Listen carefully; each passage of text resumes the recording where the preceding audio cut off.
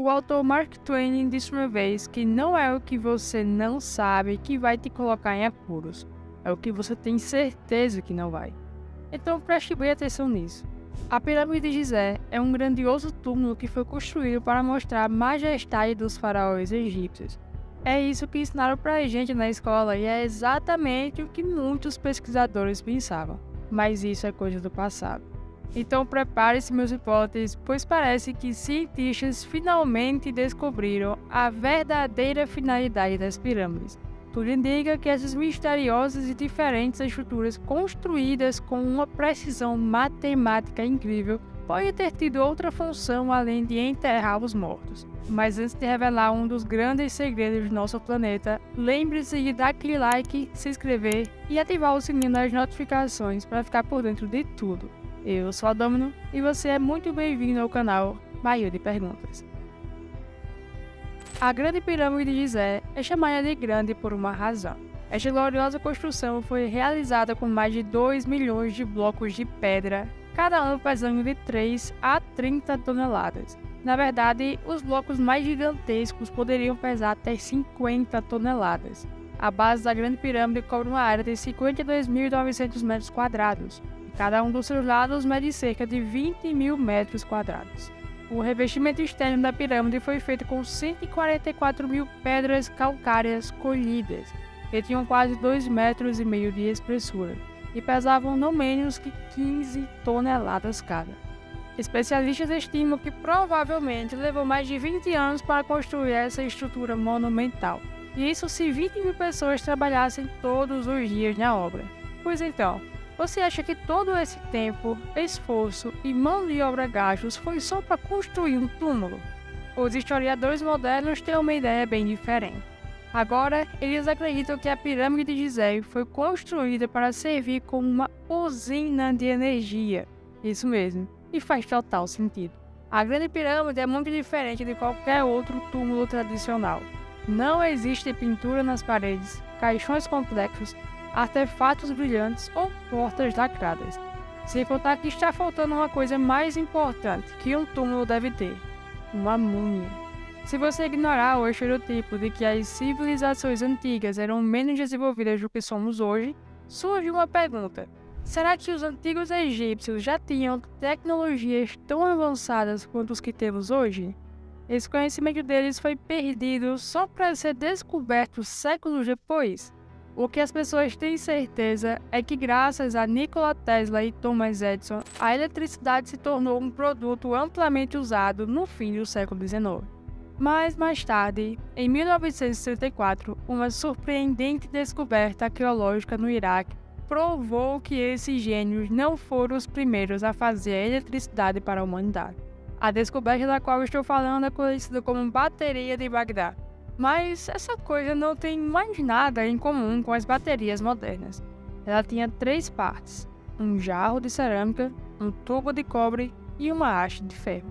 Quando um líquido ácido era colocado nesse aparelho, a reação desses elementos era produzir uma carga elétrica. E de acordo com os pesquisadores, essa bateria foi usada há mais de 2.000 anos. Esta descoberta poderia explicar o mistério da elaborada camada dourada que cobre muitos artefatos antigos, pois essa camada de metal só pode ser aplicada com o uso de energia elétrica. Já no caso da Grande Pirâmide, é cheia de mistérios. Primeiro, lá dentro existem inúmeros túneis escondidos que levam para o fundo subsolo, e essas áreas ainda permanecem inexploradas. Além disso, a Grande Pirâmide de Gizé foi coberta com pedras calcárias incrivelmente polidas. As pedras foram criadas de forma tão certinha que a superfície era completamente lisa. Por isso, a estrutura poderia refletir os raios de sol como se fosse um espelho. E a parte interna da pirâmide era impecavelmente isolada, ou seja, não esquentava. Como se não bastasse, os egípcios usaram um material especial: a dolomita, na parte interna da pirâmide. Esse mineral é conhecido por multiplicar a condutividade elétrica, sem contar que os túneis subterrâneos e passagens que existem dentro da pirâmide foram revestidos com esse tipo de granito radioativo. Esse granito contém muito metal e cristais de quartzo, 2 elementos que são ótimos condutores de peso e eletricidade. a qual é um tipo de energia elétrica que resulta da pressão que é colocada no quartzo. O granito usado na Grande Pirâmide teria ionizado do interior da construção, criando uma reação química que, por sua vez, aumentava a condutividade. Todas estas condições ofereceram a oportunidade perfeita para que surjam grandes correntes elétricas. Mas isso não é tudo. Eu ainda não falei sobre a argamassa. Para construir a Grande Pirâmide e juntar todas aquelas pedras gigantescas, os antigos egípcios precisaram de mais de 500 mil toneladas dessa substância. A tecnologia moderna ainda não consegue recriar a argamassa feita de gesso que foi usada durante a construção das pirâmides.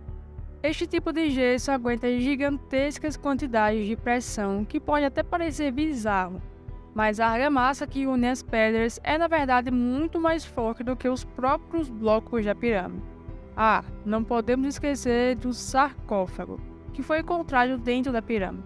Por muitos anos, pesquisadores acreditaram que essas gigantescas caixas de granito eram basicamente caixões sofisticados para os faraós, mas essas coisas eram enormes. Elas não pesavam menos de 10 toneladas. O sarcófago era tão pesado que era praticamente impossível passar com ele pelas entradas de túneis estreitos. Então isso só podia significar uma coisa. Isso quer dizer que essas caixas foram construídas dentro da pirâmide. O fato de que a superfície delas é totalmente lisa, com variações de até 2 centésimos de centímetro, só confirma essa constatação. Outra coisa, estes caixões eram grandes demais para seres humanos, até mesmo para grandes e poderosos faraós. Em 1993, uma sala secreta e inacessível foi descoberta debaixo da Grande Pirâmide. Ela parecia ter sido lacrada de propósito e foi apelidada de a Câmara da Rainha. Em 2011, graças a tecnologias mais desenvolvidas, foi possível explorar a sala com a ajuda de uma câmera remota. E o que você acha que eles viram? A múmia de uma rainha? A câmara secreta lacrada continha um fio de cobre. Sim, e muito bem elaborado. Havia também uma coisa que parecia ser instruções acompanhadas de diagramas de fiações, desenhados no chão. Então, se as condições fossem ideais, manter pedaços de cobre dentro de uma sala lacrada e sem janelas poderia produzir uma poderosa energia eletromagnética. Granito, calcário, dolomita, cobre, todos esses materiais são super eficientes na condução de eletricidade. Deve ser algum tipo de coincidência, não? Talvez fossem os únicos materiais que eles tinham por perto quando estavam construindo as pirâmides. Mas o que você me diz do fato de que a maioria das pirâmides foi construída sobre perfeitos geradores de energia? Os rios subterrâneos é um fato comprovado. Milhões de anos atrás, o Nilo percorria o mesmo lugar em que a Grande Pirâmide está situada. E se a água fosse de fato uma fonte de energia? As coisas continuam ficando cada vez mais claras. Veja bem, existe uma coisa chamada capilaridade ou ação capilar. Ela é a habilidade da água ou qualquer outro líquido que tem de subir em espaços extremamente estreitos, ignorando completamente a força da gravidade. Dito isso, a água do rio poderia teoricamente subir pela superfície calcária da pirâmide e provavelmente alcançar o topo. O movimento dela causaria uma vibração forte o suficiente para que o quadro dentro da pirâmide criasse piezoeletricidade. Lembra dela? É o tipo de eletricidade que é criado quando se coloca estresse ou pressão sobre o quartzo. Isso geraria muita energia eletromagnética que subiria até o topo da pirâmide. E no topo da pirâmide de Gizé, costumava haver uma cúpula completamente feita de ouro. Ela abre um caminho para transferir os íons negativos, que são átomos com uma carga elétrica, para a ionosfera, a camada da atmosfera da Terra que contém muitos desses átomos. E é assim que uma corrente elétrica de imenso poder é produzida. Ok, ótimo. Mas para que essa energia era usada? Algumas gravuras representam os egípcios carregando uma coisa que parece ser muito como uma lâmpada, sério. É só olhar o desenho do Templo de Hathor. Ele mostra algumas pessoas segurando uma coisa que parece uma lâmpada gigante. Um fio torcido dentro conectado a uma caixa, a qual só pode ser um receptor. Para mim não resta dúvida. É igualzinho à tecnologia elétrica moderna. Outra coisa estranha que pode ver nesses desenhos é algo que lembra muito com uma antena sem fio, Quem sabe os antigos egípcios usavam energia sem fio para se comunicar? Eles bem que poderiam ter usado eletricidade nas tecelagens para produzir lã. O que os cientistas sabem é que as medidas eletromagnéticas encontradas ao redor da Grande Pirâmide são parecidas com aquelas encontradas durante uma tempestade de raios. Se você subir até o topo da pirâmide segurando uma garrafa enrolada em um pano molhado, verá faíscas saindo da garrafa.